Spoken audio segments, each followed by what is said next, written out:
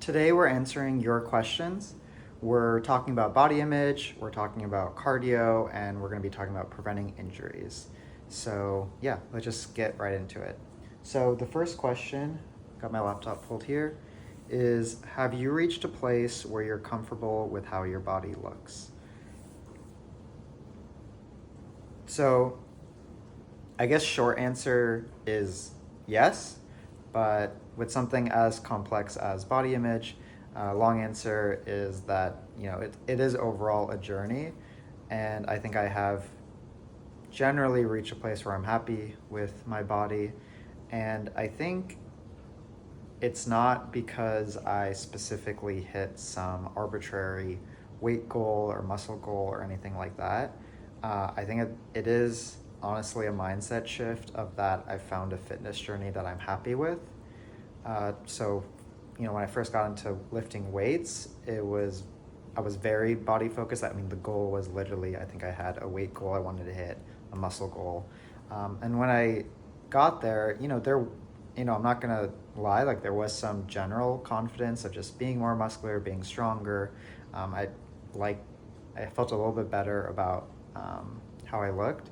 But then at the same time, I actually also became more focused on how I looked because that was such a goal. So in some ways, I actually think I felt less confident than I did before I started lifting weights because I was so much more focused on it. So it kind of also had the opposite reaction, unfortunately. And so when I started changing my mindset to more about like performance and more fitness journey feeling good, so like how functional I was getting, that's actually when I started feeling good about my body image because I was actually cared less about it. I focused more on, oh wow, like this body can pick up a 53-pound kettlebell and walk with it, for a minute or two, multiple times. I could clean and press a big kettlebell. I could, do a 30-40 minute workout without getting, overly tired. I could go for a long walk. I could comfortably walk 10,000 plus steps a day. My body's just capable of doing so many different types of movements, and I just have the gratitude. And I think when my fitness journey started feeling good, I just generally felt good about my body. And that's the thing about body image. It actually, I'm not a clinical psychologist, but I've, read a lot about this. It has a lot more to do with how you feel about your body than just like the literally how it looks. So yeah, I, generally enjoy building muscle and how that, superficially, looks in the mirror. But I think, that has a bit of a 10 to 20% boost in confidence, but I think 80% comes from my mindset around seeing my body as this the ability to do all of these movements. And then that functions in regular life. Like, I feel good about my body when I'm like in the airport, and it's not that hard for me to pick up a suitcase, like a 50-pound suitcase to load it into the trunk, or put, a 25-pound backpack or suitcase overhead, or things like that. Or being able to play with my nephew as he gets older, and I'm able to pick him up from the ground and put him overhead and like just play with him and not feel like I need a break immediately or anything like that. Or just being able to help people move, that all helps, because it's all connected. It doesn't sound like body image, but if you just feel good about your body image just ends up being better as a result. I just want to clarify too that I'm a human like everyone else, so there are days where I feel insecure that I don't have like a six-pack or, super muscular arms or anything like that. Like, I think generally I look like a regular person, even as I'm making fitness videos. So yeah, I'm like anyone else, so I have those moments too.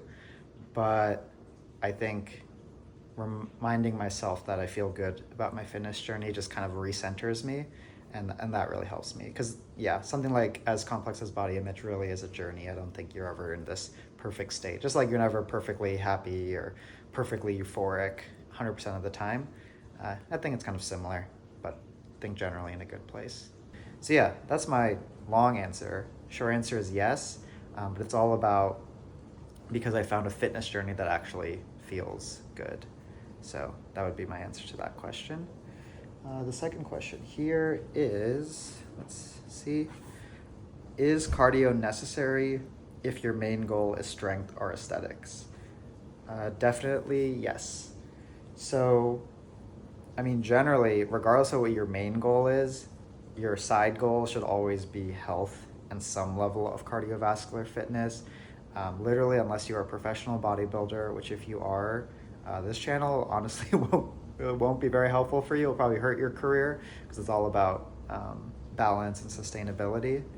And so, yeah, cardio is necessary it's necessary for health, but then even if your goal is like I want to be strong or I want to look good, it's like you just if even though I'm supposed to accept the premise that you don't even need to care about your health, you still need some level of cardio to just last longer in the gym and to be able to do these like 1 to 2 hour workouts if you're doing those many workouts. I don't think your workouts need to be that long. I think 30 minutes is great, but you need some level of cardio even for like a 30-minute workout. So yeah, a lot of my workouts are anywhere from like 20 minutes to 40 minutes on the long haul. If my cardio is really low, I wouldn't even be able to get through those workouts. So yeah, I think cardio is super necessary. That being said, cardio is this kind of catch-all term. It really just means getting your heart rate up. So there's a lot of fun ways to get cardio, and I actually want to make a whole video about how to get cardio and strength benefits at the same time. But I can do kind of a rapid-fire version of that. Obviously, you can do the traditional cardio. You can do your running, your swimming, your biking, elliptical, Stairmaster, all of those. Those are great, but if those aren't your cup of tea, walking is a really great form of cardio, super underrated. I just made a video about that, so go check that out after this video. But then also you can get cardio in the gym. So if you're doing higher reps with like less rest, like 30-second rest, you are going to get your heart rate up. If you do what's called complexes, where you're stringing together exercises, so say like a clean press and a squat all together with a kettlebell in succession and then again and again, you're going to build muscle and strength, but you're also going to build cardio. And then there's certain exercises that use cardio. So for example, I love to do kettlebell carries where you walk with a kettlebell. You're walking with a heavy weight, I get my cardio up. So there's also a lot of fun ways to get cardio. But yeah, definitely cardio is necessary. So the final question we have for today is, how do you balance pushing heavy versus staying injury-free? So yeah, injury prevention is super important. And so this is always a nuanced topic. So lifting heavy on its own by nature is not inherently dangerous. And lifting heavy does not, immediately guarantee injury.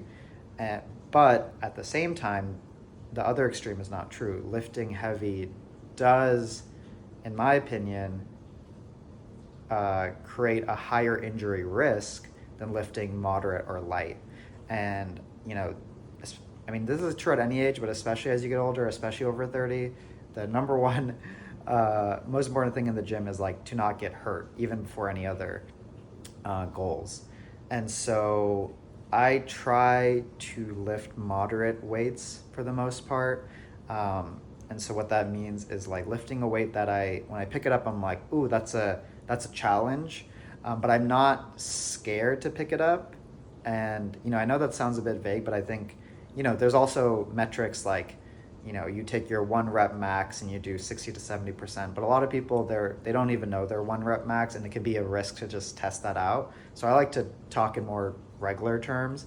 So I try to think of a weight, if you lift too light, sometimes that can be, or I don't say too light, you can also lift light and do higher reps. So I misspoke there, but you can lift light and do higher reps. So that's like a weight that I would say feels light when you first pick it up, but once you get to like 20-ish reps, it starts feeling a little bit more difficult. And then lifting moderate is something where you pick it up and it feels a bit heavy, but you're not like scared of picking it up.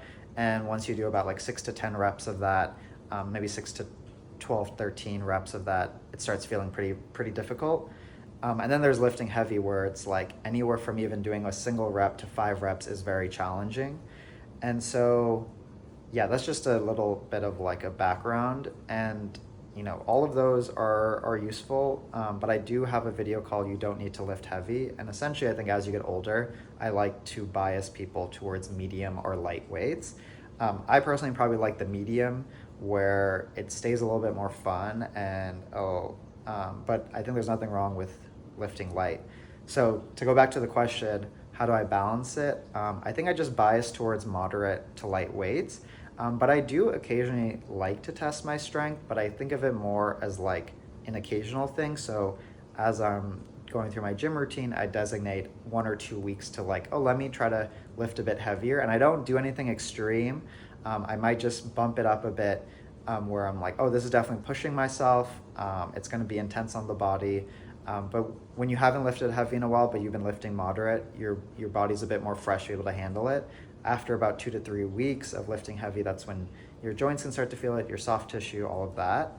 So I just try to like sprinkle it in occasionally to test my strength. And that's also just a personal goal, just because I like to see where my strength is. But yeah, I just bias 80% of the time moderate weight. But the thing is, you don't ever need to lift heavy. You can lift moderate to light 100% of the time and have a great fitness journey. So yeah, I try to just bias towards moderate weight, lifting heavies occasionally. But more and more as I get older, I just enjoy the moderate weights. I don't like that feeling of, oof, this could go wrong, you know? And so that's kind of how I like to go about it. Bias towards moderate weight, sprinkle in heavy, focus on not getting hurt. The moderate to light just is a great way to go. Yeah, that's my answer. I know that maybe at the end got a little bit repetitive or a little bit jumbled, but I do hope it was helpful. And yeah, there's just 3 questions this week for this Q&A. This is the 4th Q&A. If you have any questions, you can comment down below and I'll try to get to them. In the next Q&A, originally I was thinking of doing this every week, but I just have so many regular video ideas that I've actually been having a hard time squeezing in the Q&As with all the regular video ideas I want to get out. So probably Q&As will start to go more like of a monthly thing. But yeah, I'm really enjoying doing them. This is the 4th one, as I mentioned. So yeah, let me know if you found this valuable. If you do, please consider subscribing, and you can watch another video here, and you can subscribe here. And yeah, I'll see you for the next one. Thank you.